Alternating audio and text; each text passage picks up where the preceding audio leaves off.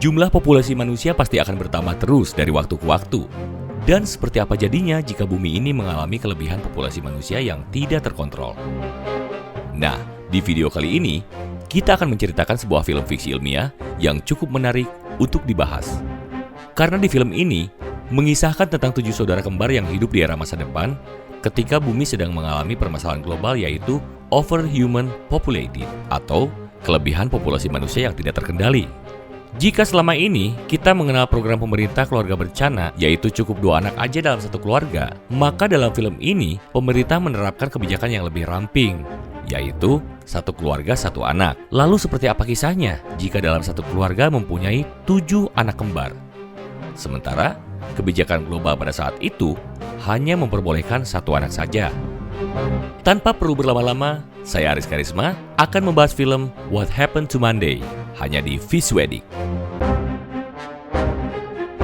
Film ini berjudul What Happened to Monday yang dirilis pada tahun 2017. Disutradarai oleh Tommy Wirkola, dibintangi oleh Noomi Rapace sebagai Monday, Tuesday, Wednesday, Thursday, Friday, Saturday, dan Sunday.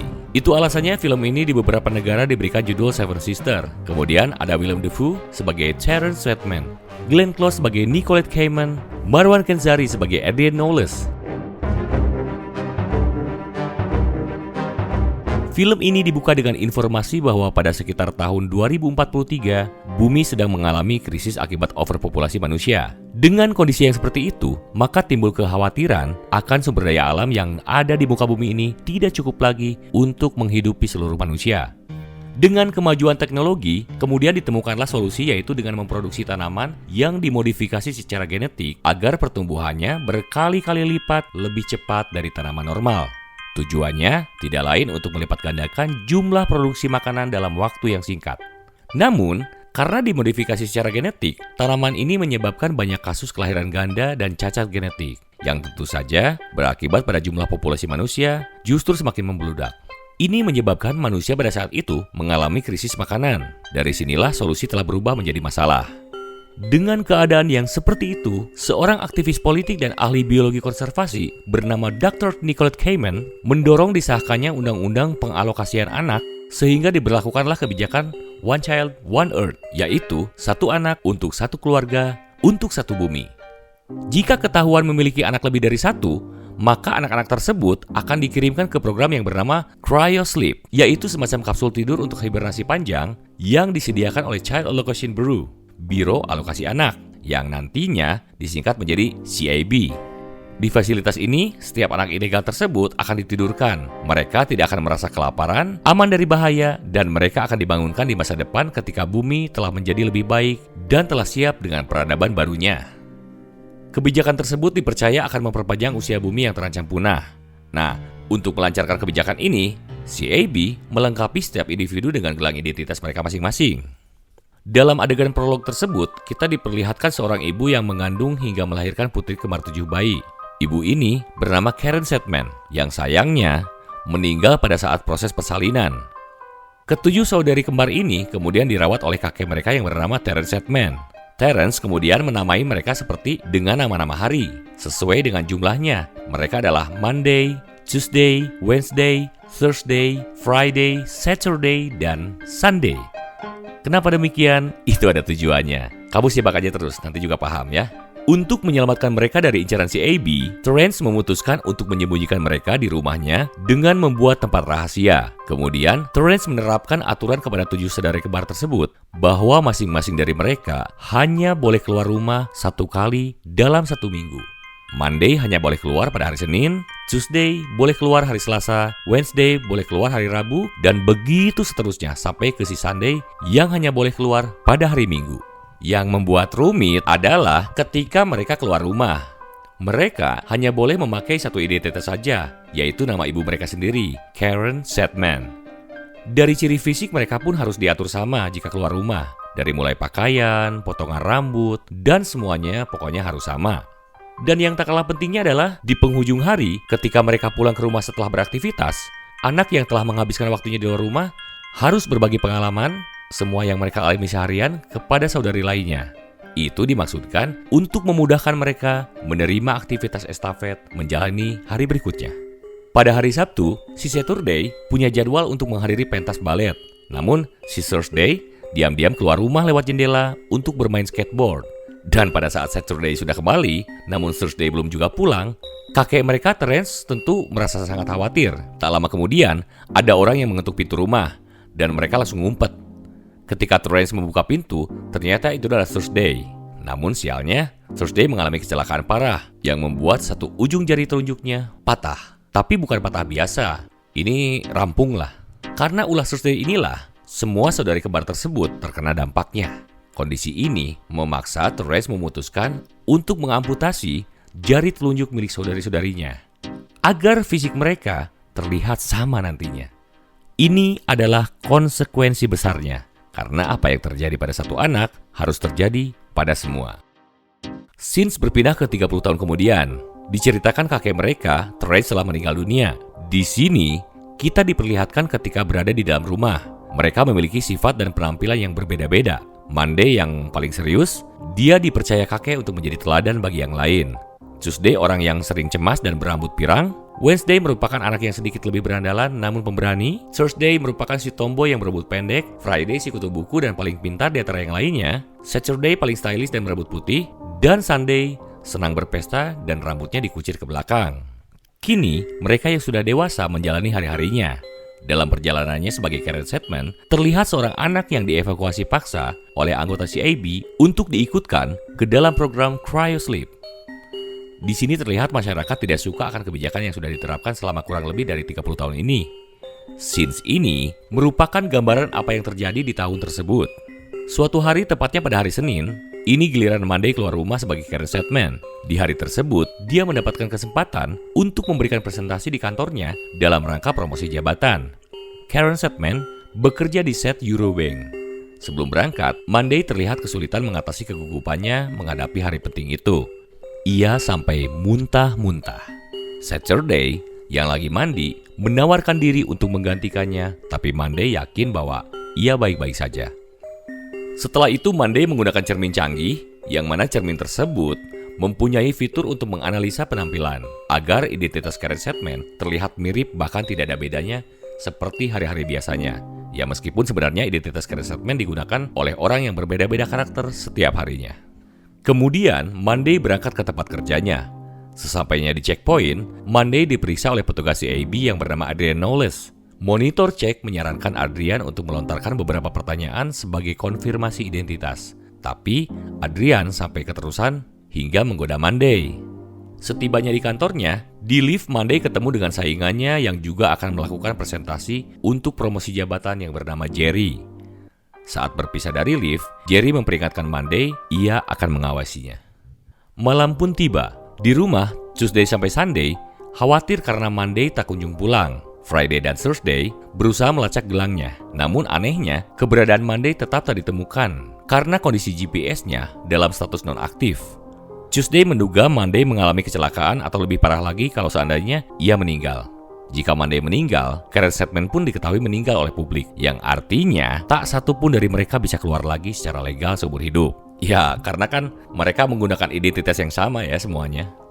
Keesokan harinya, tepatnya hari Selasa, Tuesday bersiap-siap berdandan dibantu oleh Saturday. Ketika hendak keluar, penjaga apartemen mereka sempat heran karena seingat dia Karen Sedman tak pernah pulang semalaman. Untungnya, Tuesday berhasil meyakinkan si penjaga agar tidak menimbulkan kecurigaan. Tuesday menjalani hari-hari yang berat karena dia tidak menerima informasi apa-apa tentang apa yang terjadi dan telah dialami oleh Karen Sedman pada hari Senin kemarin. Kemudian Tuesday menelusuri jejak Monday dan akhirnya mengetahui kalau Monday mendapatkan promosi jabatan lalu bertemu dengan Jerry di sebuah bar. Melalui informasi yang didapatkan dari bartender di bar, Tuesday akhirnya mengetahui bahwa Monday sempat bersitegang dengan Jerry, lalu kemudian pergi. Dia menginformasikan ini pada saudari-saudarinya, hingga tiba-tiba agen CAB menghadang Tuesday dan menahan serta memutuskan saluran komunikasinya ke saudari-saudarinya. Di kantor CAB, Adrian Knowles melihat Tuesday atau yang dikenal dengan identitas Karen Sedman dikawal menuju suatu ruangan yang tentu saja menimbulkan tanda tanya besar. Di ruangan tersebut, ia bertemu dengan ketua biru yaitu Nicole Kamen. Di sana Kamen mengungkapkan bahwa ia mengetahui kalau Karen Sedman mempunyai banyak kembaran. Bahkan ia juga tahu bahwa ada 5 saudarinya lagi yang tinggal di apartemennya. Kemudian anak buah Cayman bernama Joe menyekap Tuesday dan mengarahkan pisau ke arahnya.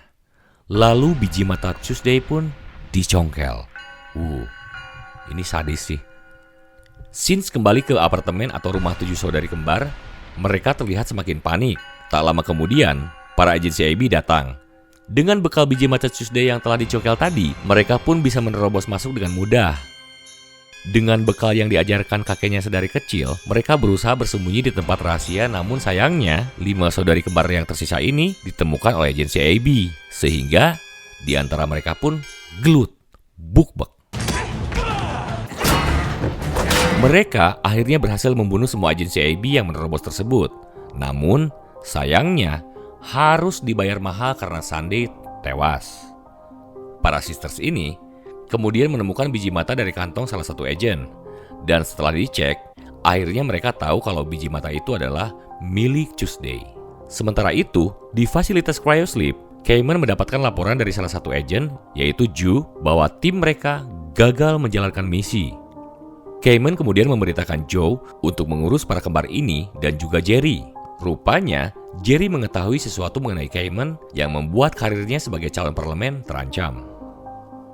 Besok harinya, yaitu pada hari Rabu, giliran Wednesday pergi keluar. Tapi kali ini, ia sudah tidak lagi berpakaian ala Karen Sedman. Ia pergi menemui Jerry di apartemennya untuk menggali sebanyak mungkin informasi mengenai Karen Sedman.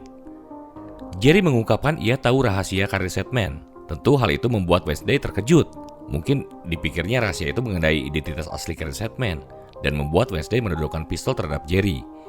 Hingga Jerry menjelaskan, sebetulnya yang dia maksud itu adalah rahasia Karen Sedman rupanya mendapatkan promosi jabatan setelah dia mengirimi uang ke Nicole Cayman untuk digunakan sebagai dana kampanyenya.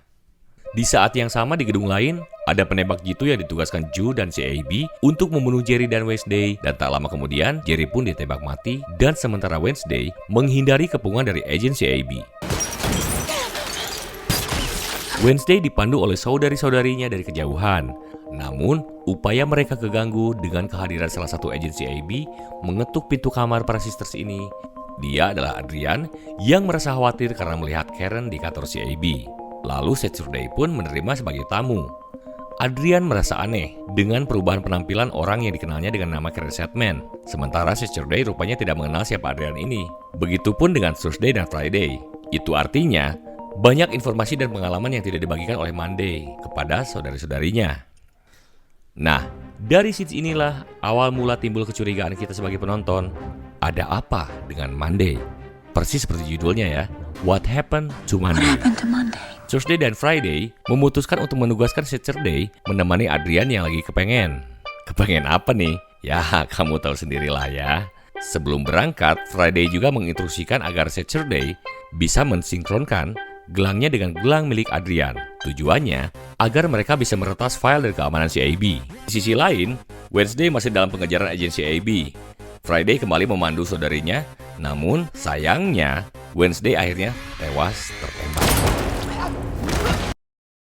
Since kembali ke Saturday yang masih awam tentang hubungan badan. Dia pura-pura mendesah atau renghap ranyut sambil mengaitkan gelangnya, dan akhirnya Friday dari kejauhan bisa meretas dan mengakses CIB.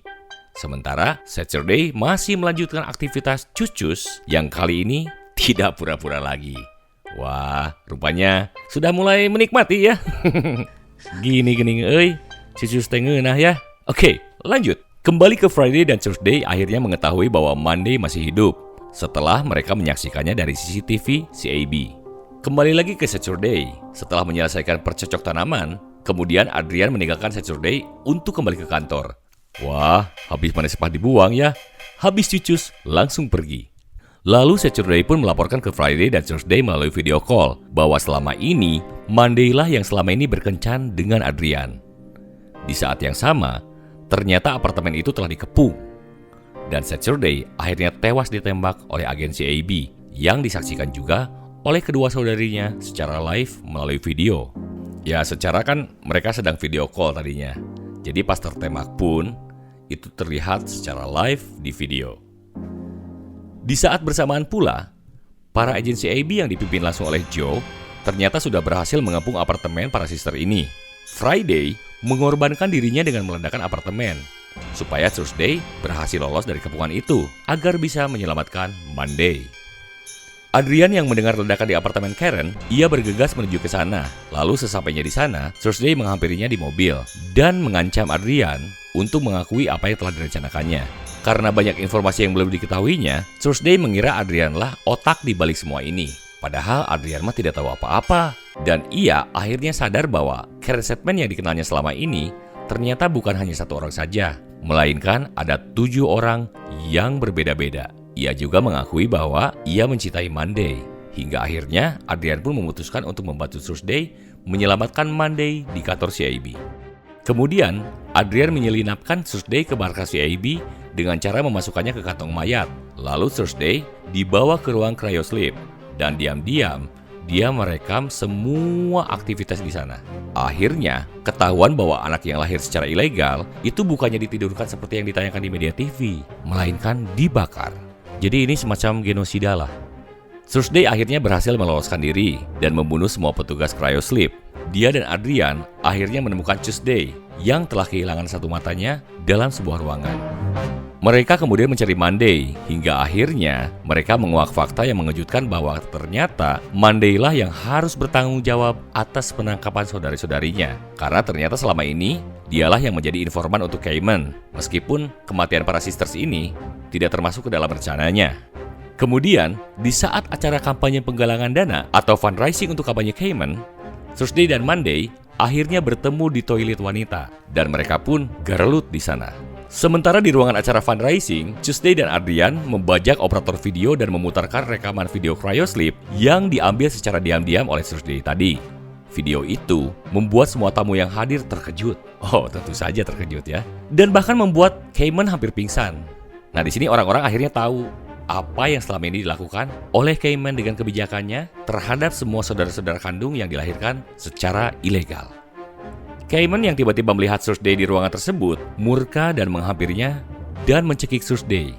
Monday yang telah kalah bertarung menyusul datang keluar dari arah toilet dan menodongkan pistol ke arah Thursday. Karena mengira Monday akan menembak Cayman, Joe pun menembaki Monday. Melihat kejadian ini, Adrian pun lalu membunuh Joe. Monday dalam kondisi sekarat akhirnya mengungkapkan motif dan rahasianya selama ini. Ternyata Monday sedang hamil anak kembar dari hasil hubungannya dengan Adrian. Dan inilah yang menjawab kenapa Monday diperlihatkan muntah-muntah sebelumnya. Monday kemudian meminta Adrian dan Thursday agar melindungi calon bayinya agar tidak diambil oleh CIB. Thursday pun akhirnya mengerti bahwa apa yang dilakukan Monday ini sebenarnya kurang lebih sama lah seperti apa yang dilakukan kakeknya, yaitu si Terry Sedman kepada mereka sewaktu kecil, yaitu dengan mengorbankan jari telunjuk mereka semua untuk diamputasi demi melindungi mereka semua akibat kesalahan Thursday. Monday pun akhirnya tewas. Di ending film, aturan alokasi anak pun akhirnya dihapuskan. Lalu Cayman diganjari hukuman mati akibat perbuatannya. Sementara bayi kembar hasil hubungan Monday dan Adrian dimasukkan ke dalam inkubasi buatan dan tumbuh sehat sebelum nantinya akhirnya mereka dilahirkan. Tuesday juga mengubah identitasnya menjadi Terry, yang mana ini sebenarnya merupakan referensi dari nama kakek mereka yaitu Terrence. Sementara Tuesday menyatakan Karen Sedman adalah identitas aslinya. Film ini pun diakhiri dengan adegan bayi-bayi yang dirawat di fasilitas khusus. Dan film ini pun berakhir. Oke, that's all for this movie. I hope you enjoy. Saya Aris Karisma. Sampai jumpa di video berikutnya. Tentunya hanya di Visuedi.